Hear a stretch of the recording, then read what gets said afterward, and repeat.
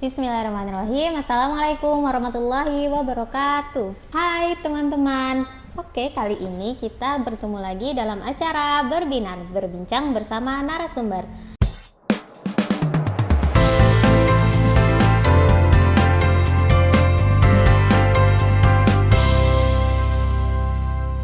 Halo, Nela Ikrami di sini. Hari ini kita kedatangan dua dokter gigi cantik dan ganteng kita. Oke, dokter, silakan perkenalan.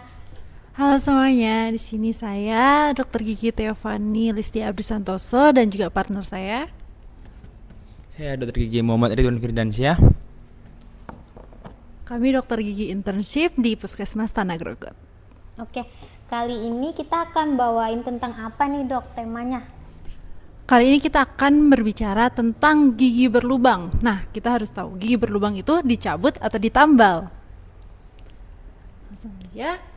Pertama, sebelum kita membahas tentang gigi berlubang, dicabut atau ditambal, kita harus tahu apa itu gigi berlubang. Jadi gigi berlubang itu merupakan karies, yaitu pembentukan lubang pada permukaan gigi yang disebabkan oleh kuman atau bakteri yang berada pada mulut. Sebelum pembahasan lebih lanjut, kita harus mengetahui mengenai anatomi gigi. Nah, gigi itu dibagi atas dua, yaitu mahkota dan juga akar. Di mahkota gigi terdapat beberapa lapisan. Nah, bisa kita lihat di gambar ya, yang paling atas itu mahkota dan yang di bawah itu adalah akar. Lapisan pertama dan lapisan terluar adalah email, itu adalah jaringan paling keras. Di bawah email kita dapat melihat yang warnanya kuning adalah dentin.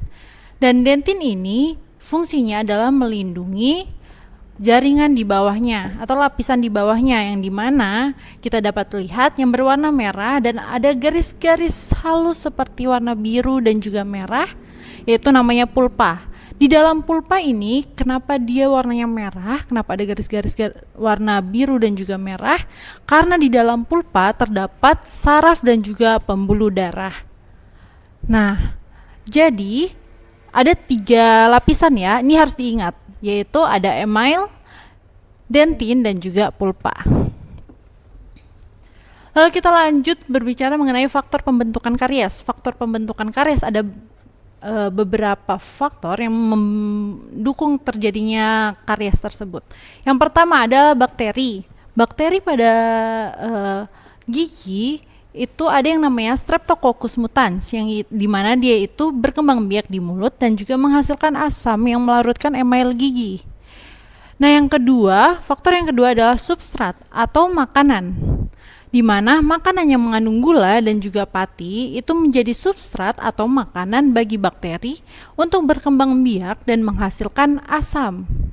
Yang ketiga, faktor ketiga adalah host, atau di sini adalah gigi, di mana kalau kita rasakan ya dengan lidah, gigi kita itu terdapat celah-celah. Nah, celah-celah itu disebut dengan pit dan fisur, yang dimana itu adalah tempat yang baik dan juga ideal untuk bakteri dan juga sisa makanan untuk menempel. Faktor yang terakhir adalah waktu. Semakin lama sisa makanan dan juga plak yang menempel pada gigi, maka semakin besar juga kerusakan atau lubang yang terjadi. Jadi harus diingat ya, ada 4 faktor ini, ada bakteri, substrat, host, dan juga waktu. Selanjutnya ada tahapan karies. Di sini ada 3 tahapan. Jadi ada yang pertama ada karies enamel, karies dentin, dan karies pulpa. Untuk yang pertama karies enamel. Karies enamel ini karies yang sebatas hanya pada lapisan enamel saja. Selanjutnya ada karies dentin. Karies dentin ini sudah mengenai lapisan dentinnya. Selanjutnya ada karies pulpa. Karies pulpa berarti sudah mengenai enamel, dentin, beserta ruang pulpanya sudah terbuka. Pada tahapan karies enamel dan dentin ini masih bisa dilakukan perawatan tambalan biasa. Selanjutnya, jika sudah mengenai pulpa, maka perawatannya akan menjadi lebih dalam lagi, bisa perawatan saluran akar atau selebihnya. Selanjutnya ada akibat gigi berlubang yang tidak ditangani. Yang pertama, bau mulut. Bau mulut ini terjadi kalau gigi berlubang ini tidak ditangani karena Di gigi berlubang ini ada banyak bakteri. Nah, bakteri-bakteri itulah nanti yang menyebabkan bau dari mulut ini. Selanjutnya ngeluh sakit. Nah, jika gigi berlubang yang tidak ditangani akan menyebabkan ngilu hingga sakit. Nah, selanjutnya jika gigi berlubang ini tidak ditangani lama, setiap manusia berbeda-beda. Bisa terjadi infeksi. Infeksi ini bisa menyebabkan abses. Abses ini apa? Abses ini adalah respon dari tubuh untuk agar infeksi ini tidak menyebar. Maka dia membentuk abses di gigi itu. Biasanya ada pembesaran di bawah giginya gitu. Saat itu ada nananya atau pus. Selanjutnya radang pada gusi. Selanjutnya bisa menyebabkan gangguan untuk mengunyah. Gangguan mengunyah ini biasanya karena pasien yang giginya berlubang cenderung tidak menggunakan gigi itu untuk mengunyah. Jadi dia menggunakan gigi sisi yang lain. Semisal gigi yang bagian kiri berlubang. Nah, orang itu akan menggunakan cenderung ke gigi kanan. Apa akibatnya? Bisa menyebabkan kalkulus di daerah yang tidak dibuat mengunyah itu. Selanjutnya penanganan karies. Yang pertama ada penambalan gigi. Nah, penambalan gigi ini ya ini untuk mengembalikan bentuk, fungsi dan integritas gigi yang rusak akibat karies. Jadi gigi yang berlubang ini jika ditambal akan kembali fungsinya seperti semula. Selanjutnya ada namanya perawatan saluran akar. Perawatan saluran akar ini beda dengan penambalan gigi. Bedanya apa? Untuk perawatan saluran akar ini akan dilakukan pembersihan terlebih dahulu untuk mensterilkan dan menutup saluran akar dengan bahan obturasi. Nah, akan tapi gigi tetap dapat dipertahankan secara fungsional. Nah, selanjutnya ada pencabutan gigi. Nah, jika sudah dilakukan pencabutan gigi, ini berarti mengangkat gigi dari soket. Jadi gigi tersebut hilang, tidak bisa dipertahankan.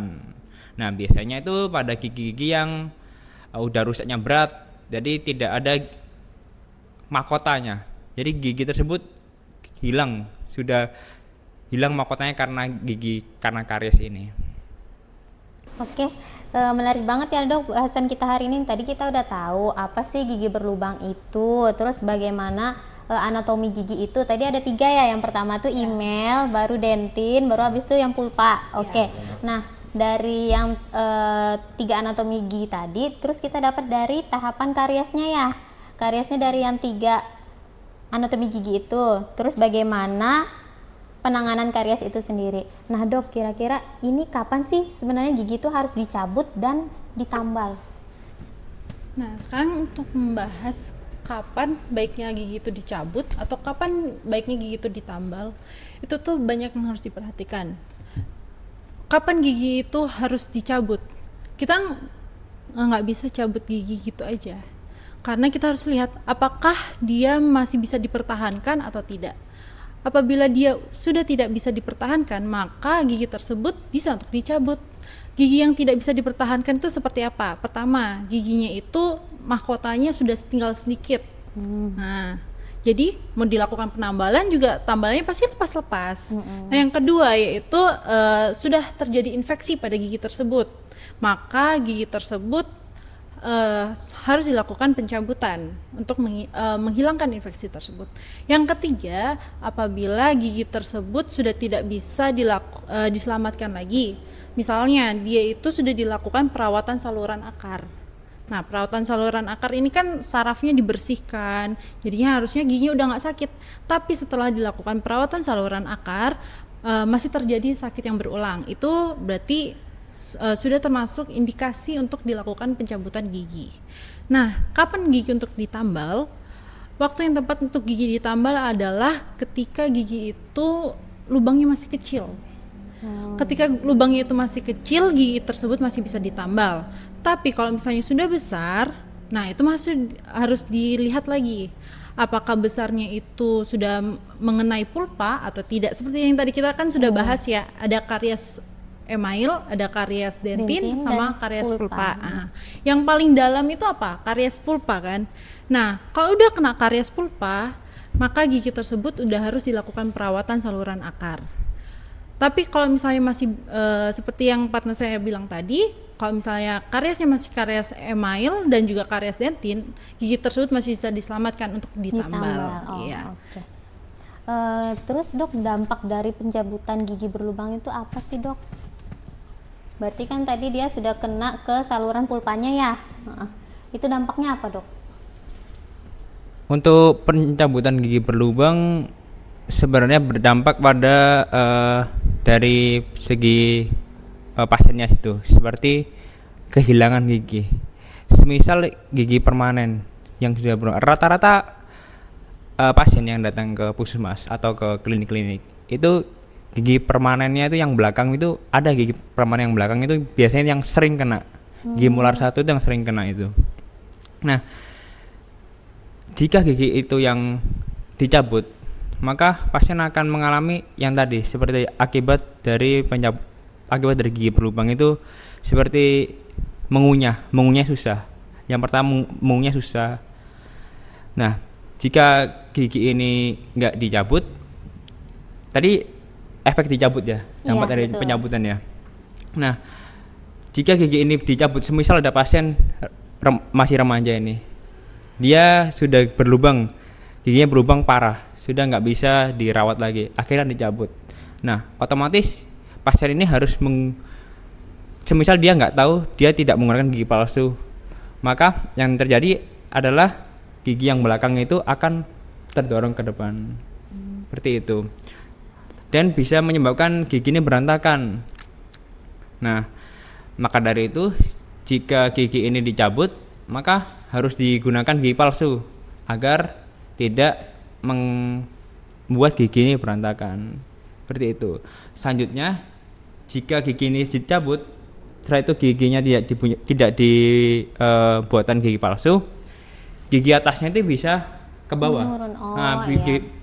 Bisa turun. Kalau orang awam bilangnya itu turun. Kok gigi saya turun ya yang atas ini ya? Padahal ya itu karena gigi bawahnya hilang dia. Jadi kan tidak ada kontak antar giginya. Namanya itu kontak antagonis. Kontak antagonisnya nggak ada. Jadi ya bisa menyebabkan gigi atasnya turun nanti gitu. Nah, itu yang biasanya terjadi di pasien-pasien yang pada umumnya yang sering terjadi seperti itu. Berarti bisa dibilang tuh giginya bergeser ya dok ya, karena dia bagian bawah, misalnya lubangnya di bagian bawah, nanti gigi atasnya agak turun ke bawah kayak gitu ya dok ya. Giginya berlubang, giginya dicabut, kan nggak ada ruang di situ. Ya, akhirnya betul. Gigi atas itu lama-lama kelamaan turun. Nah, iya betul. namanya orang kan namanya waktu kan nggak ada yang tahu. Nanti aja. Orang-orang kan mikirnya pakai gigi palsunya nanti aja. Akhirnya lama-lama turun. Akhirnya nggak bisa dibuat gigi palsu. Itu. Okay. Ya, itu ya teman-teman. Terus kalau kan dokter udah lama nih di sini, kurang lebih 3 bulanan ya dok ya di sini ya. Sudah ngelihat banyak kasus yang masyarakat kita di sini. Menurut dokter, kebiasaan buruk apa sih yang biasanya orang-orang lakuin itu sampai menyebabkan gigi mereka berlubang gitu? Nah, untuk kebiasaan buruk sendiri ya, ini umum ya sebenarnya ya. Yang pertama, pasti ini yang membuat gigi berlubang, jarang sikat gigi. Nah, kadang tuh orang tuh menggampangkan kayak nggak apa-apa, yang penting sikat gigi. Tapi sekali sehari itu salah. Karena sikat gigi itu harus benar kapan waktunya, berapa kali, berapa lama. Nah, dan kapan aja. Nah, sikat gigi sendiri itu nanti akan dijelaskan. Nah, yang benar itu adalah 2 kali sehari. Selain sikat gigi apa? Cara menyikat giginya yang salah. Nah, kan gigi kita itu ada sela-sela. Nah, kita harus memperhatikan sela-sela itu dengan baik, dan disikat itu bukan dengan keras ya, tapi harus lembut tapi yakin. Nah, selain itu apa? Suka makan makanan yang manis. Makan makanan yang manis, yang lengket, itu bakteri suka banget. Kan tadi faktornya kan salah satunya adalah bakteri dan makanan. Ya, bakteri dan makanan tuh kalau udah disatuin itu udah bakterinya jadi kaya, jadi gendut ya. Growotin gigi nanti. Karena dia makanannya banyak, kena asam lah di situ kan. Nah, makan makanan yang asam itu juga bisa bikin gigi berlubang. Dan juga yang paling penting adalah tidak memeriksakan gigi ke dokter gigi 6 bulan sekali. Kenapa? Karena periksa gigi ke dokter gigi itu membuat kita dapat mendeteksi hal yang sekecil mungkin, sedini mungkin. Misalnya kita periksa nih ke dokter gigi, giginya lubangnya masih kecil, kita jadi tahu, oh ada lubang di situ. Jadi bisa dilakukan penambalan sebelum dia tambah parah dan sehingga harus dicabut giginya. Jadi yang paling penting itu adalah periksa gigi ke dokter gigi 6 bulan sekali. Nah, dari yang kebiasaan buruk tadi, Dok, gimana sih cara pencegahan gigi agar kita tidak berlubang giginya? Cara pencegahannya, yang pertama ya, yang pasti sikat gigi sih. Sikat gigi itu sangat penting. Jujur, saya sendiri melakukannya seperti itu. Ya, alhamdulillah gigi saya sih aman-aman aja sih. Sikat gigi itu yang pertama, orang-orang yang harus diketahui yang pagi hari yang pertama. Pagi hari itu setelah sarapan. Jangan sikat giginya mandi, sikat gigi, saya sarapan. Percuma nanti kotor lagi kan. Nah, selanjutnya kalau malam hari, kalau malam hari setelah sikat gigi, ya udah tidur. Jangan minum susu, jangan makan coklat. Nah, orang-orang kebanyakan habis sikat gigi minum susu, minum yang manis-manis. Nah, dilakukan secara terus-terusan, sekali 2 kali oke lah. Jika itu dilakukan secara terus-terusan dalam kurun jangka waktu yang lama, kita tidak tahu apa yang akan ada di gigi kita nanti. Seperti itu. Hanya yang tadi yang sudah dijelaskan oleh Dr. Tiffany, makan makanan yang lengket, yang makan coklat sebenarnya nggak apa-apa, sebenarnya tidak apa-apa asalkan sikat gigi. Yaitu yang tadi yang utama, pagi setelah sarapan, malam sebelum tidur. Okay. Itu. Nah, itu yang biasanya orang-orang jarang ngelakuin, melupakannya seperti itu. Harusnya rutin cek ke dokter gigi minimal 6 bulan sekali. Tidak ada keluhan, tidak merasa ada keluhan, bukan berarti gigi kita aman-aman aja. Karena kita tidak tahu, maksudnya nggak tahu, masyarakat tidak tahu seperti itu. Ataupun sekarang kan sudah teknologi canggih ya, ada yang namanya ChatGPT gitu ya, bisa itu masyarakat lihat di situ. Nah, tapi ya tidak menjamin juga jika melihat gitu kita langsung paham. Dan kadang orang-orang apa ya ini ya. Nah, maka dari itu kita sarankan langsung aja ke dokter giginya biar langsung dicek seperti itu. Bagaimana dengan menggunakan dental floss itu, Dok? Jika bisa juga menggunakan dental floss. Nah, menggunakan dental floss yang benang itu, ya, kan ada tipe yang dimasukkan seperti ada batangnya, ada yang benang seperti itu ya. Nah, itu saya sarankan mending yang benang, soalnya dia bisa diatur, ya di mananya, diletakkannya di mananya. Kalau yang kecil itu kan kurang bisa menurut saya itu ya. Ya menurut saya yang kurang fleksibel. Nah, yang benangnya ini yang menurut saya yang bisa dipakai untuk membersihkan sela-sela. Soalnya biasanya gigi-gigi yang berdesakan, biasanya yang maju mundur depannya ini, nah itu tuh sarangnya bakteri-bakteri, sarangnya karies di situ, bisa numpuk itu makanan-makanan itu. Iya, itu aja. Oke, Dok, menarik sekali ya pembahasan kita hari ini. Baik teman-teman, berarti kita punya PR nih.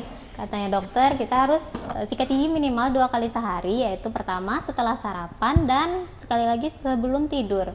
Diusahakan jangan lupa untuk cek ke dokter gigi minimal 6 bulan sekali. Jangan tunggu sakit dulu, tapi kita usahakan untuk cek 6 bulan sekali untuk mendeteksi secara dini. Nanti kalau bingung-bingung bisa konsul langsung deh sama dokternya. Oke, mungkin cukup sekian dari kami. Terima kasih. Wassalamualaikum warahmatullahi wabarakatuh.